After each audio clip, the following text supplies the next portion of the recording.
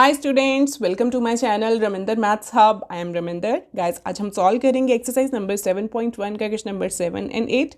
First of all हम question number 7 को देख लेते हैं।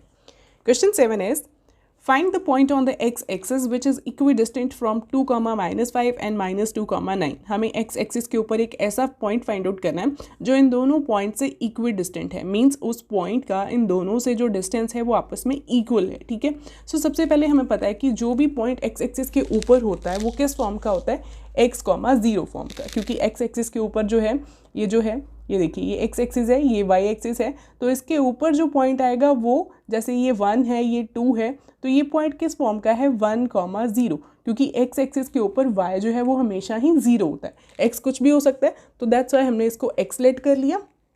फाइन। और जो y एक्सिस है वो तो इसके ऊपर होती ही नहीं है, एक्स एक्सिस के ऊपर। ठीक है, तो दैट्स वाई हमने y कोऑर्डिनेट को 0 ले लिया। ठीक है, late a is x,0 which is the point on the x axis equidistant from these 2 points। हमने इनको p और q नाम दे दिया जो हमें गिवन पॉइंट्स थे। ठीक है, अब ये जो डिस्टेंसेज हैं, अगर ये पॉइंट इन दोनों से इक्विडिस्टेंट है, मीन्स ये जो डिस्टेंस है ये इसके इक्वल है। फाइन, इसी को ही यूज़ करके हम x की वैल्यू को फाइंड आउट कर लेंगे। फाइन, सो हमें गिवन क्या है, that A P is equal to A Q. It is given to us कि ये जो पॉइंट है x,0, ये जो पॉइंट हमने खुद से लिखा x,0, ये इक्वी डिस्टेंट है इन दोनों पॉइंट से। ठीक है, तो अब इन डिस्टेंसेस को फाइंड आउट करने के लिए क्या करेंगे, हम डिस्टेंस फार्मूला को यूज़ करेंगे। ठीक है, तो यहाँ पे हम लिखेंगे using distance formula, using distance formula. तो हमारा डिस्टेंस फार्मूला क्या था, it is root of x2 minus x1 whole square plus y2 minus y1 whole square. That is x coordinates का आपस में डिफरेंस का स्क्वायर और y कोऑर्डिनेट्स का आपस में डिफरेंस का स्क्वायर, और दोनों को ऐड होकर के रूट में ये जो आंसर है हम फाइंड आउट करेंगे। ठीक है, so let us start with the AP now. AP के लिए देखिए हम क्या करेंगे, as AP is equal to AQ। फिर से लिख देते हैं। तो AP के लिए क्या करेंगे, यहाँ पे हमारा x1 y1 इसको ले लेते हैं, x1 y1 और इसको x2 y2। ठीक है, तो यहाँ पे x2 minus x1 that is x minus 2 whole square plus 0 -5, तो ये क्या हो जाएगा अब, 0 -5 इसका होल स्क्वायर। ठीक है, ये हो गया हमारा AP। और AQ के लिए अगेन हम डिस्टेंस फार्मूला को यूज़ करें, this is x1 y1 and this is x2 y2, तो x -2 whole square plus y2 minus y1 whole square का रूट। ठीक है, तो यहाँ पे थोड़ा सा इनको पहले सॉल्व कर लेते हैं। This is x -2 whole square plus 0 minus plus 5 whole square is equal to root of x minus plus 2 whole square plus 0 -9 that is -9 whole square. ठीक है, तो अब क्या करते हैं, दिस इज, इसको थोड़ा सा और लिख देते हैं, x -2 whole square plus 5 whole square, 0 में से 0 5 ऐड होंगे तो ये 5 ही आएगा अगेन। ठीक है, under root is equal to root of x plus 2 whole square plus -9 whole square. ठीक है, अब देखिए ये जो रूट है दोनों साइड्स पे, इसको हमें गायब करना है। ठीक है, वो कैसे होगी, स्क्वायरिंग बोथ साइड्स करके, वेरी सिंपल। तो यहाँ पे हम लिख देते हैं स्क्वायरिंग बोथ साइड्स। क्योंकि रूट जो है वो थोड़ी प्रॉब्लमेटिक है, इसको हटाने में ही अच्छा होगा, तभी हमारा आंसर इजीली फाइंड आउट हो जाएगा। ठीक है, तो स्क्वायरिंग बोथ साइड्स कर देते हैं। तो देखिए स्क्वायरिंग बोथ साइड्स का स्टेप मैं यहीं पे कर देती हूँ। अगर इसका हम होल स्क्वायर करेंगे तो ये पूरे की रूट जो है 2 के साथ कैंसिल हो जाएगी ना, क्योंकि इस पूरे की पावर क्या है, इट इज़ 1/2, उसका स्क्वायर होगा तो 2 के साथ 2 कैंसिल हो जाएगा। अब सिंपल समझ लो कि स्क्वायर के साथ रूट जो है वो कैंसिल हो जाएगी, तो इस सारे का जब हम स्क्वायर करेंगे तो it will be coming out like this, ये आ जाएगा हमारे पास। ठीक है, इज इक्वल टू, इधर से भी स्क्वायर के साथ रूट कैंसिल हुई तो ये हमारा इस तरह से आ गया, x plus 2 whole square plus -9 whole square. ठीक है, तो ये जो रूट है ये स्क्वायर के साथ कैंसिल हो गया। ठीक है, सो अब हम इनको सॉल्व करेंगे। देखिए x -2 होल स्क्वायर है, तो यहाँ पे बच्चे गलती करते हैं, क्या गलती करते हैं कि इन दोनों का स्क्वायर करके लिख देते हैं। इनको भूल जाता है कि यहाँ पे हमें a minus b whole square की आइडेंटिटी को यूज़ करना है। ठीक है, क्यों, क्योंकि ये दोनों अनलाइक टर्म्स है। यहाँ पे x है, यहाँ पे 2 है, यहाँ पे वेरिएबल है, यहाँ पे कांस्टेंट है। ठीक है, अगर तो यहाँ पे भी 5 - 2 होल स्क्वायर होता तो हम लिख देते 3 का होल स्क्वायर, है ना। लेकिन यहाँ पे जो है ये अनलाइक टर्म्स हैं, ये x है, ये हमारा 2 है। फाइन, तो यहाँ पे हम फॉर्मूला अप्लाई कर देते हैं, a - b whole square is a square plus b square minus 2 into a into b, ठीक है। तो यहाँ पे a क्या है x और b क्या है 2, a square that is x square plus 2 का square is 4 minus 2 into a into b that is 2 into x into 2 that is 4x, fine. So यहाँ पे 5 का square is 25 is equal to, यहाँ पे लगेगी अब a plus b whole square की identity, तो वो भी हमें पता है a square plus b square plus 2 into a into B, क्योंकि यहाँ पे भी क्या है अनलाइक टर्म्स हैं, क्योंकि यहाँ पे x है यहाँ पे 2 है, ये दोनों ही अनलाइक टर्म्स हैं, ठीक है। तो अगर इसका होल स्क्वायर है तो डेफिनेटली आइडेंटिटी को ही यूज़ करेंगे हम, ठीक है।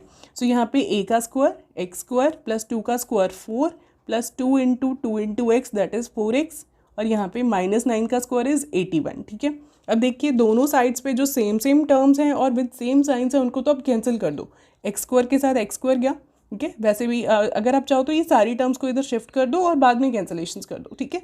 चाहे आप यहीं पे कर दो, अगर इक्वल टू के दोनों साइड्स पे सेम टर्म्स हैं विद सेम साइंस है तो उनको आप कैंसिल कर सकते हो, ठीक है। जैसे 4 है, यहाँ पे भी 4 है, इसको अभी आप कैंसिल कर दो। अब क्या बचा माइनस 4x और प्लस का 4x, ये दोनों सेम टर्म्स तो हैं लेकिन साइंस अपोजिट है तो ये कैंसिल नहीं होंगे, ठीक है। अब हम क्या करते हैं, लाइक टर्म्स को एक साइड पे ले जाते हैं और वेरिएबल्स को एक साइड पे और कांस्टेंट को एक साइड पे, ठीक है। यहाँ पे 25 है, इसको इधर रहने देते हैं। ये 81 जो इधर आके माइनस का हो जाएगा क्योंकि ये प्लस का है यहाँ पे, इज इक्वल टू 4x को इधर रहने दो और ये वाला -4 उधर जाके प्लस का 4x हो गया, ठीक है।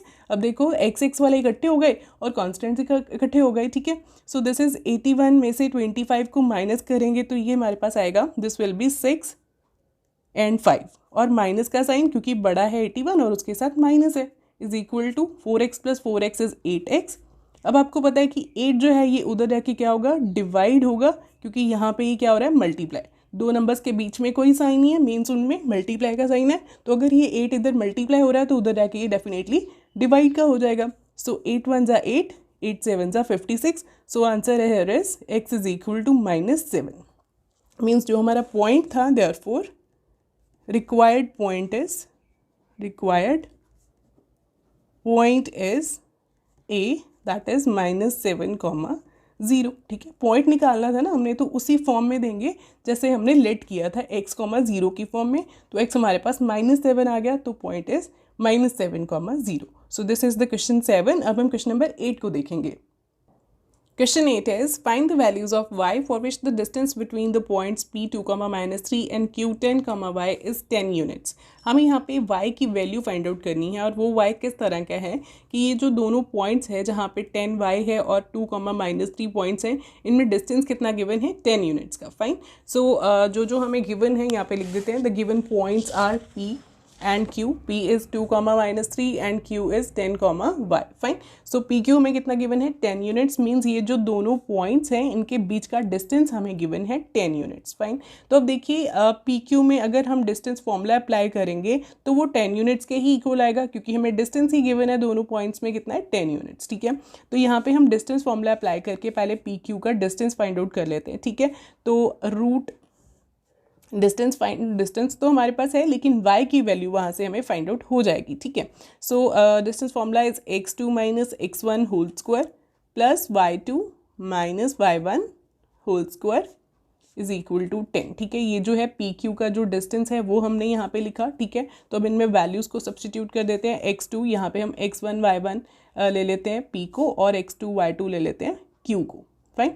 सो x2 - x1 that is 10 - 2 whole square plus y2 - y1 that is y - -3 whole square is equal to 10 units. तो इसको थोड़ा सिंपल कर लेते हैं, 10 - 2 is 8 whole square plus y minus is +3 whole square, root is equal to 10, ठीक है। अब देखिए यहाँ पे रूट के साथ प्रॉब्लम आएगी, तो इसका भी वही करते हैं जैसे हमने पीछे किया था, स्क्वायरिंग बोथ साइड्स, ठीक है, स्क्वायरिंग बोथ साइड्स। तो दोनों साइड्स का स्क्वायर करने पर देखिए इसका स्क्वायर किया तो इसका तो रूट और स्क्वायर कैंसिल हो गया, इसका स्क्वायर किया तो 10 का स्क्वायर इज 100, ठीक है। तो यहाँ पे आएगा हमारे पास 8 का square plus y + 3 whole square is equal to 100, fine. So आगे अब इसको हम सॉल्व कर लेते हैं। दिस इज 8 का स्क्वायर इज 64 प्लस अब क्या है यहाँ पे a + b होल स्क्वायर, तो यहाँ पे अगेन आइडेंटिटी यूज़ होगी, दो अनलाइक टर्म्स ऐड होकर के उनका होल स्क्वायर है, ठीक है। सो यहाँ पे अगेन y का square a square plus b square 9 का स्क्वायर 3 का square 9 plus 2 into a into b that is 2 into 3 into y that is 6y is equal to 100। ठीक है, अब यहाँ पे देखिए 64 और 9 तो कॉन्स्टेंट्स हैं, ये ऐड कर देते हैं तो ये क्या बना y square plus 6y 64 plus 9 is this is 73 okay is equal to 100। अब 100 को भी इधर ले आए, ठीक है, तो ये बनेगा y square plus 6y plus 73 minus 100 is equal to 0। अब यहाँ पे फिर से ये दोनों लाइक टर्म्स हैं, प्लस माइनस माइनस, तो 73 जो है माइनस हुआ जब 100 में से, तो ये हमारे पास बन जाएगा 27 और साथ में बड़े का साइन माइनस का साइन। ठीक है, अब यहाँ पे हमारे पास एक क्वाड्रेटिक आ गई है, क्वाड्रेटिक इक्वेशन, तो इसको सॉल्व करने के आपके पास दो मेथड्स हैं, एक तो है फैक्टराइजेशन मिडिल टर्म स्प्लिट जिसको बोलते हैं, और दूसरा है डिस्क्रिमिनेंट। अब यहाँ पे वैल्यूज़ तो छोटी छोटी हैं तो हम डायरेक्टली जो है factorization that is middle term split लगा देते हैं यहाँ पे। ठीक है, तो उसके लिए जनरल फॉर्मूला हमारा क्या था, यहाँ पे मैं कंपैरिजन कर देती हूँ। First of all ay square plus by plus c is equal to 0, ये थी जनरल फॉर्म। तो उसके अकॉर्डिंग यहाँ से a b और c की वैल्यूज़ को देखिए क्या है, a is equal to y square का कोफिशिएंट और यहाँ पे कितना है 1, b is equal to y का कोफिशिएंट है 6 and c is constant that is minus of 27। ठीक है, तो अब यहाँ आपको क्या करना है, यहाँ पे a इंटू सी मल्टीप्लाई करना है a और c को, दैट इज 1 इंटू 27, साइन को इग्नोर कर दो, दिस विल बी 27।